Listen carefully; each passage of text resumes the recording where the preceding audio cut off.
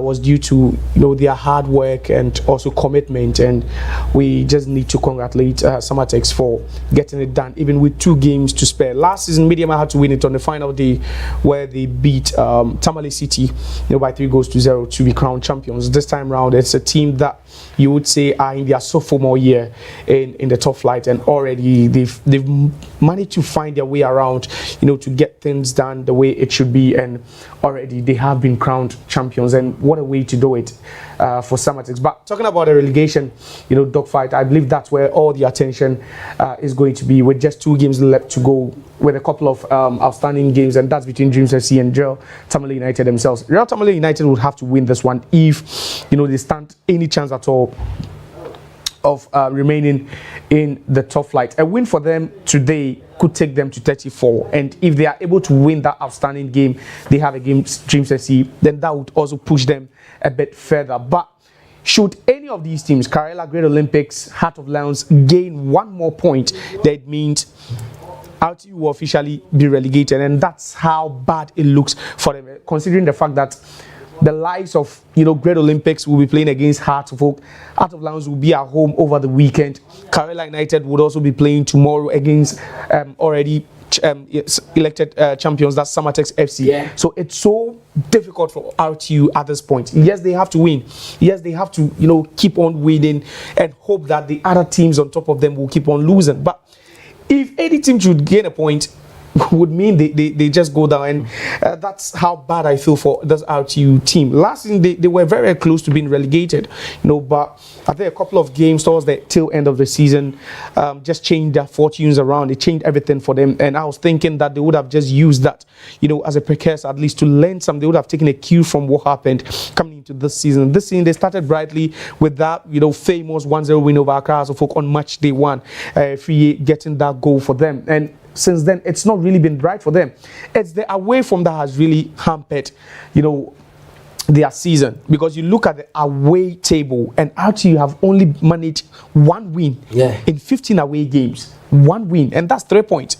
Whilst other teams have been able to manage more than that. They've only managed 3 points out of close 52 points, and that's just not good enough. If you want to maintain your status in the Ghana Premier League, Mutala, you should be winning at home. And RTU has failed to do that. Just look at the last 5 games. They won at home against Samatex. They won at home against. They are beginning to pick up some good points, but it looks like it's too little, too late for them. It's just too late, because if you really want to win, and that reminds you of what happened to Kotoko Royals last season, where at some point they would look so bad. And towards the end of last season, they were able to change things around when they started playing at the Theatre of Dreams, which felt more like home for them. For RTU, they've only had to alternate between the Tamale Sports Stadium and then also Nasheriga, where they are playing currently. And Mutala, I just believe that at this point, it just looks done for them. It looks like they are going to play in the Division 1 come next season, and that is not good for football in the northern part of the country. And is it too little, too late for RTU? But first of all, let's talk about Bofo Akwatano. After 16 years of fighting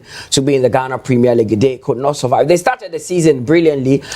Getting some good results against the likes of Heart of Folk, but at the tail end or somewhere in the middle, when they were banned from using the Sunyani Coronation Park, that is where they started losing steam as far as the survival race is concerned. A very painful situation for a team like Bofo Akwatano. Right from their preparation towards the Premier League, you can see that Bofo Akwatano were doing everything possible to have a good season in 2023-2024 season. So after the playoff against Techimai City, they managed their way to enter into the Premier League with high hopes. After the first 4 or 5 games of the Ghana Premier League, we were talking about Bofo Akwatano leading the Ghana Premier League, because at that time they had a home win against RTU, and of course they had a home win against no other team than Heart of Folk. So after match day 4, day 5, Bofo Akwatano were on top of the Ghana Premier League. And the name everybody was mentioning in the Ghana Premier League was Saka Dada, because he was able to score the big teams in the Ghana Premier League. And they have a very good goalkeeper in the boost of Bofo Akwatano. But all of a sudden, after some few home game ban in the Ghana Premier League, Bofuakwa didn't come back to the good starting point that they have in the Ghana Premier League. So I'm sure these are one of the learning curves you get in a Premier League season. It's very painful, like to see some of these traditional teams going back to Division 1, because I'm one person that I believe to have a successful, season and a good competition, sometimes you need some of these traditional teams to shape up and make sure some of these fans enter into their various venues to watch games. So when Bofu is playing at the Sunyani Coronation Park, even if it's against OutU or some of these smaller teams, the stadium is full to capacity. I remember one of their games. The game was played on Friday, but still, the stadium was full to capacity. So it tells you, coming back into the Premier League for a very long time, the people of Sunyani and the Bonga Afro region were happy to see Bofuakwa coming back into the Ghana Premier League. But unfortunately, the squad was not good enough to compete to the end of the season. As it stands now, mathematically, they are the official team relegated from the Ghana Premier League. It's unfortunate, but that is what has happened in the Ghana Premier League. What does it mean for the people of Sunyani, Josiah? I mean, after 16 years of being in Division 1, back and forth, I always tell people that the most difficult league in Ghana, with regards to our professional leagues we have here, is the Division 1. And going back will be tough for them. Especially that zone. Yeah, that zone. That is zone 1. Zone 3, sorry. Zone 1. That's zone 1. No, okay, zone 1B. Right. I think Zone that 1 is zone A 1. and B. Okay, Yeah. it's zone 1B. Yeah. And Mutala, I think it's just not good news for the natives of Bofuakwa. And that is their game against House of Folk. That was the game where Saka Dauda scored the only goal, and they were able to. And just look at the crowd over there, and this was what it meant for the people of Bofuakwa to have Premier League football back again. These are numbers they normally get even in Division 1 games when they were in Division 1, because the fans wanted the team back in the top flight. They missed playing against the big giants, the likes of Kotoko, the likes of Hearts of Oak, and all that. And you even cast your mind back and just take a look at how they managed to get their dressing rooms ready before the season started, because officially, despite the fact that their stadium had been passed, by the club licensing board, that they can't or they could still go ahead and play their games. They needed to put certain things in place, and one of those things had to be the dressing room. And it was more like a communal labor for the natives of Bofuakwa coming together to put up such, a beautiful dressing room for this team. Then, in less than a year, it looks like your fate has been sealed, and you have to go back and get all that job done again. What do you think they got it wrong? Because they started the season on a very good note. I remember that game against Hearts of Folk at the Accra Sports I think the change of coach, because they had issue with the technical team. I remember at that time it was Frimpong Manson who was their head coach, and my own Safo Castro was their assistant coach. So they had issue with the technical team. In fact, there were rumors that there was misunderstanding between the head coach Frimpong Manson and of course the assistant coach Safo Castro. So it got to a time some of the management members were not happy about things that is going on within the team. So for us to go for the end sacrifice of meaning, Safo Castro, Frimpong Manson stay aside. Let's look for a new coach. Coach Eduafo coming. I think the result under Eduafo, especially in the first 5-6 games, was not good enough for them. Until the last few games, who said some of their games is quite okay. So the change of coach is one thing that really affected it, because after the first 4 or 5 games, Frimpong Manson was arguably the best coach we saw in the Ghana Premier League. So the change of coach was one of the major problems. Then number 2 was change of venue, because of the issue that happened between them and the game that they played at. So we are not going to see these balloons in the Premier League again. I remember these were the early days when Bofuakwa qualified back into the Premier League. Professor Jude Champo, these days he resides in the US. He spoke with a lot of fans from the Sunyani Coronation Park. They promised to take the Premier League by storm, but that did not go as planned, as Bofuakwa is going back to Division 1. It will be tough for them, especially trying to qualify. But for 16 years, 16 years when they qualify, going back, I'm sure because of the experience they picked in this year's Ghana Premier League, they might not have to wait another 16 years to qualify. Mutala, it boils down to financial resource and staffs. So I don't know if the current chairman of the team will continue to support this team in Division 1. They need to look for somebody who has interest in football, you know, who got the passion and financially is very strong to make sure he will support this team.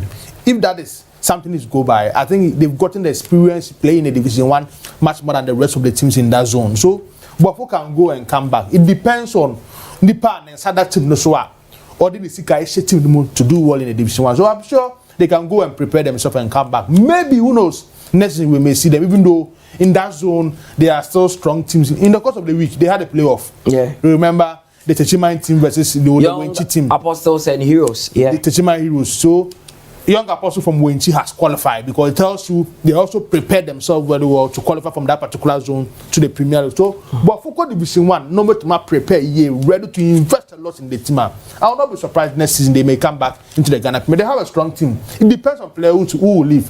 I understand Asante Kotoko are looking for 2 players in the Bofakatano team, Saka Dauda and of course their goalkeeper.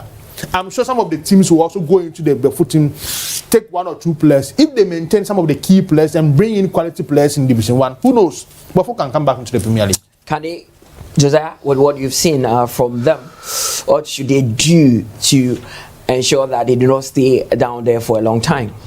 Well, I believe they just have to do whatever they did in the last 16 years before they gained qualification again. But this time, I don't think it needs to take them 16 years. It should take them a shorter time for them to, go back and put all the pieces back, together for them to get back. Because I just don't know how it's going to feel like when the 2024-25 Premier League season starts and there's no Premier League football at the Sinyani Coronation Park. It just wouldn't look so good for them. They did a lot of things right, but I just believe, it all started to fall apart when they had those issues in the game against Nswacheman, where a couple of Nswacheman players, including the head coach, was attacked, and then all of a sudden, the ban came in, and it wasn't just good enough because their head coach started so well with them. That's Frimpong Manson, and just look at the job he's doing with BBN Gold Stars now. BBN Gold Stars also found themselves in the same situation when the season started in the first 15 games, until he left, just jump ships, and replaced Michael Osei at BBN Gold Stars, and already he's the man leading BBN Gold Stars on. And at this point, when we are talking about the relegation dogfight and battle, BBN Gold Stars are not even part of it. So I just believe the man who got them to believe again. They started so well, and we all thought that was how it was going to be. But unfortunately for them, they just couldn't keep their calm and composure, and all this had to happen. But we are still hoping that Tanabo Fakwa will come back again, because we know games between Tanabo Fakwa and Hearts of Oak, Tanabo Fakwa and Kumasi. These are clubs, so they always have a large following. Games that we always now talking about BBN Gold Stars, let me use this platform to say a very good afternoon to our own friend GH Magzi, Sete G, also GH Magzi. He's a digital content creator for BBN Gold Stars. All the beautiful graphics you see on the BBN Gold Stars social media pages are done by GH Magzi. Such a wonderful guy, or a very, very hard-working guy. I'm sure I could see is treating him right. Yes, name. So now let's turn our attention to the game of the day. It is Real Tamale United who are coming up against Kumasi Asante Kotoko. It is a must-win game for RTU if they are to survive in the league there. Abednego Tete plays for BBN Gold Stars. He was one-time Ghana Premier League goal kid champion. Last season, he won the Golden Boot, but this time he's on the fringes of BBN Gold Stars. He doesn't play much for them. But RTU against Asante Kotoko, even though we are all saying it is a must-win game for RTU, Kotoko also need to avoid defeat. Mathematically they could still be relegated, but they look like a point in this game will do them just a lot of good. Josiah. Yeah, it's not totally safe and over for Kumasi Asante Kotoko. Any team with around 43 points could still mathematically be relegated, and that's how tight it is down there. They really turned the corner a couple of games back, but those 2 defeats to Bekum Chelsea away and at home to Great Olympics, and just the last game week meant that Kotoko were not able, to cement their place in the league for next season. That's why they will have to go to the National Riga Sports Complex. I'll come back to you, but these are the last 5 matches that the Porcupine Warriors have played. They have drawn won twice and lost twice as well. They drew 1-1 with Mediema before the Legon Cities by 2-0, and Brecum Chelsea inflicted them with a defeat. They ended 2-1 in favor of Brecum Chelsea. Kotoko beat Hartlepool by 2-0. Stevie Desimukwala scoring twice for the Porcupine Warriors to get that win, and their last game was at the Dr. Kwame Chase Sports Complex, where Great Olympics and Oko Gripman ensured that they beat them by 1-0. So today it is a big match for Asante Kotoko with regards to the relegation dogfight at the bottom. They are not completely out of the woods. Mutala, the good thing coming from Asante Kotoko is that last weekend we spoke to Prosper Netogum, the head coach of Asante Kotoko. Okachira and said their captain and their goalkeeper Danlad Ibrahim was not psychologically and physically fit for the game in Kumasi against Great Olympics. The good news is that the captain of the side, Danlad Ibrahim, is back into the team and is the goalkeeper for today's game. And the other good thing is Emmanuel Koti, who was 7 for a suspension in that game against Great Olympics, is back into the team. Kalu Watara is starting ahead of Steve Desi Mukwala, because Mukwala has joined his national team, Uganda. They won 1-0 yesterday. He played 65 minutes for Uganda national team. So that is a good news coming from the Kotoko camp. Okay, so that is the good news coming from the camp. Danlad Ibrahim was full of it.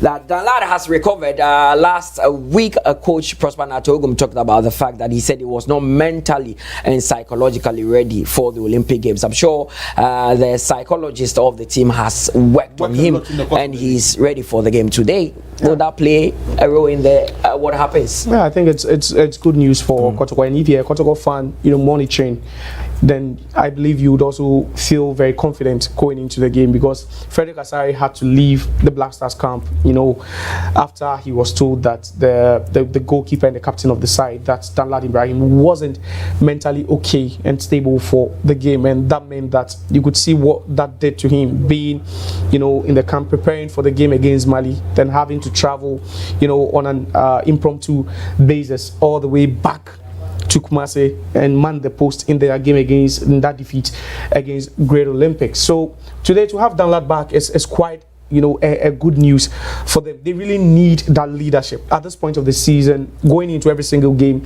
But you just don't need players who can play. You need leaders. You need players with character to be able to guide these young ones, to victory. And that's how important it is for these young lads. And I believe, if you're talking about one of the best players for Kumasi Asante Kotoko in the last 2-3 seasons, then you can't go without talking about Danlad Ibrahim. He's gone through the ranks of the various national teams, under 17, 20. He's also had stints with the national team. So if you talk about a player with so much experience on the local scene, then Danlad is one of them. And I just believe that the head coach should also be given some credit, because he handled that issue maturely, and very, very professionally. He deserves some credit with how he approached it, because to drive all the way to Danlad's house to try and have, a tete-a-tete with him and ask him what he's going through, I think that's how, coaches should act sometimes. That was a role of a father. He played all over there, and I believe he deserves so much credit. So this is the dressing room of the Real Tamale United team. Their jerseys there neatly arranged, and they are ready for this big clash. It is a must win for Real Tamale United. They recently got support from the former president of the land in terms of finance, but it seems that this did not come on time for RTU to really reduce the financial burden on them. We've spoken to the PRO several times, and he said the main issue for this RTU team has to be financial constraints. There's a support from the former president and still the flag bearer for NDC, John Dramani Mahama. Report coming in like he was able to support them with around 500,000 Ghana cedi to make sure they finish hard in the Ghana Premier League. So I think personally, it may be too late for RTU to survive in the Ghana Premier League. The point build up 31 points. They have 3 games to go, and the team in that 41 point that gap is between House of Folk and staff. So I'm sure it will be difficult for RTU to survive. Personally, I think RTU has joined Bofakotano to Division 1. So maybe the money could be used to bolster the squad going to the Division 1 and prepare them coming back into the Ghana Premier League. I'm sure RTU, they've gotten a lot of experience, a lot of political mathematically they can still be relegated, but as it stands it looks like that is not likely to happen. Kalu Watara, I've been told, will be starting today's game in the absence of Stevie Desimukwala, who have teamed up with the Ugandan camp as he looks to help them to qualify for the 2026 World Cup. The likes of Nuruddin will be in action too. They would really want to go into this one with every ounce of energy they have in them. They've really blown hot and cold this season. They've not been so consistent. You know, injuries have also plagued the team over the course of the season, and or 0.1% chance they'll still want to take it. But it's a big game. In the first leg, in the reverse fixture, it was Kotoko that were able, sometimes not okay when the media would want to, you know, destabilize the team and make a whole fast out of these little issues. And I believe for the goalkeeper himself, he knows what it means to play for a team like Asante Kotoko. You know, he loves the millions of Kotoko fans out there. That was the best thing to have done. Today he believes he's in the right frame of mind to man the post. It's going to be a very, very cagey game, and I believe that is what we should be expecting. The special thanks needs to go to the medical team and the technical team of Asante Kotoko. Yeah, it doesn't normally happen in this country, especially in our local league. In the space of 1 week, they are able to work on the minds of some of these players to come back into the post in the space of 1 week to be the goalkeeper for Asante Kotoko. That is very good on the side of Asante Kotoko. Prosper Neteogum naturally is a psychologist.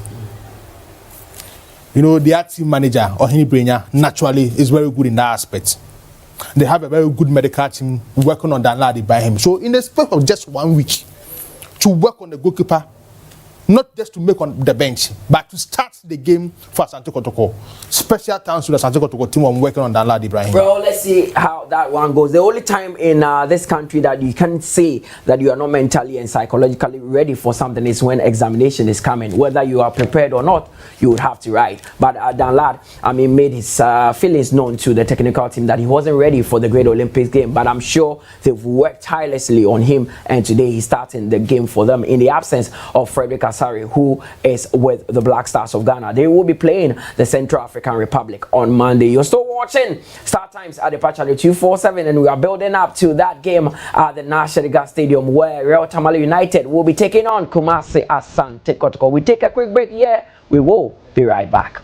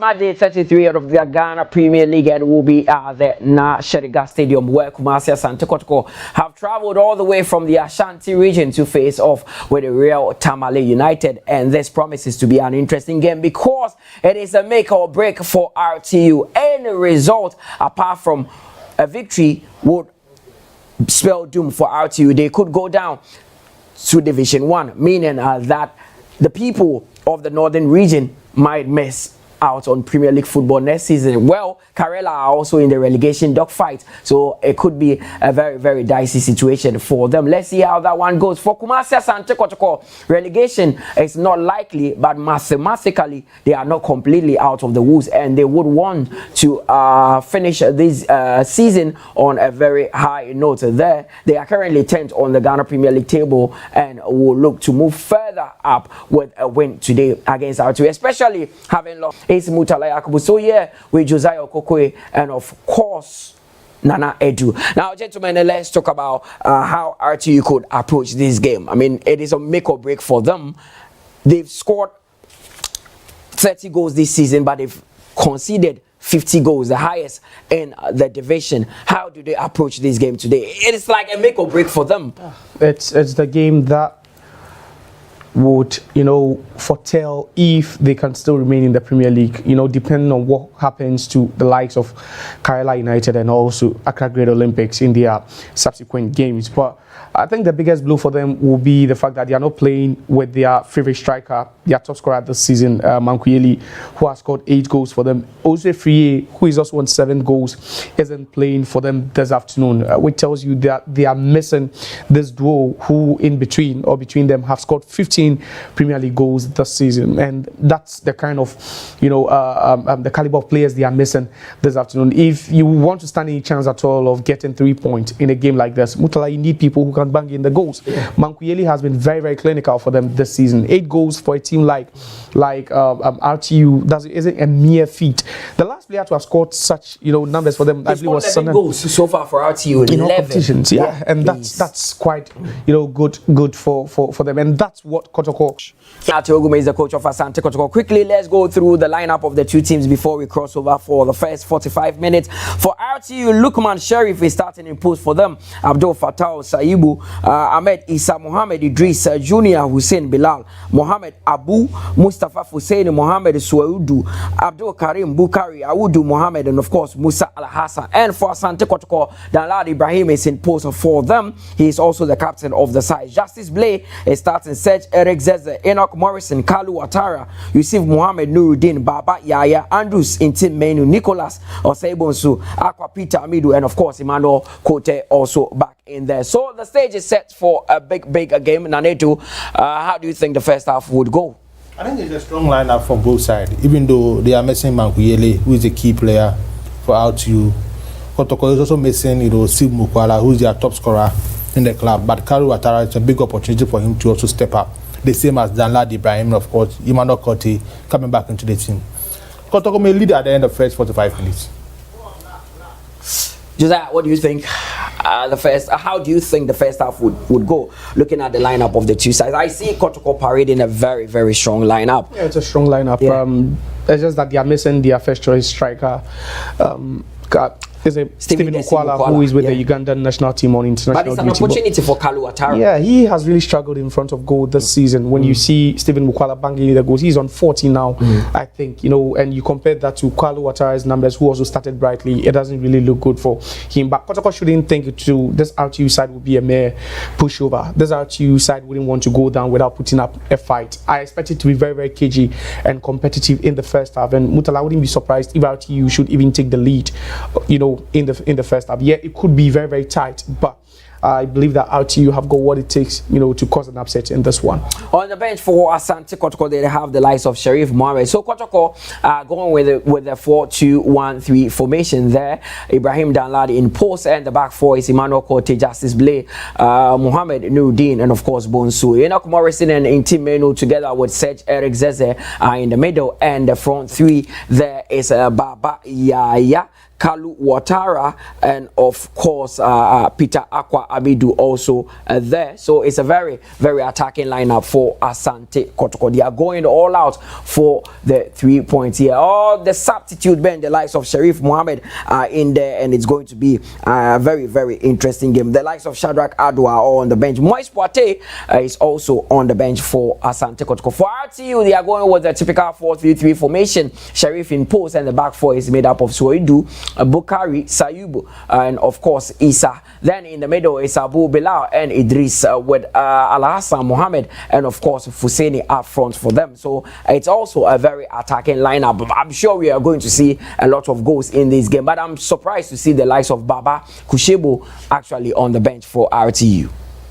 Yeah, they need players like that. George Renchi is also over there. Ifeanyi Nanayao is there. Idrisu Gaddafi. They have some good players on the bench, but it's the starting 11 I'm more concerned about, and how they can, hit Kotoko. And I believe we should see lots of runs, from Al Hassan Mohammed and also Hussein, who will be playing on either flanks, with Mohammed striking, through the middle. If they really want to get anything from this game, they need to take the game to Kotoko. And I want to see more runs as well. Some overlapping runs from the fullbacks. Kotoko would definitely, seize over possession. They would enjoy more of the ball, but it's about how RTU would shape up without the ball, and how fast they can transition the ball when they are in possession of it. Because we know Kotoko, we know how Prosper Ugum side want to dominate. They want to be dominant, especially in the other half, not in their own half. They want to take the game to you. They want to make you work harder. So out to you, if they really want to get something from this, it's how disciplined they will be off the ball and how good they will be on the ball. Now then, the Kotoko's play might be a bit altered with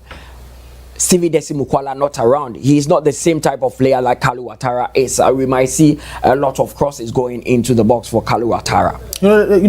Mukwala is very good in terms of movement play, with the ball, and Kalu Watara's strength is the area ability. So I agree with you. Change in tactics and change in approach towards the game may change when you have different people in that particular position. But it's the same system. Baba Yaya operating from the left, and of course Amin Waka operating from the right, with Eric Sergis playing behind them. And of course, the two midfielders in Nandos and Timenu and Okmaris. So it's the same approach. Okay. Let's see what will happen in the first one. So it's that time that we cross over to the National Gas Sports Stadium for the first half of this game. It's RTU against Kotoko. Enjoy.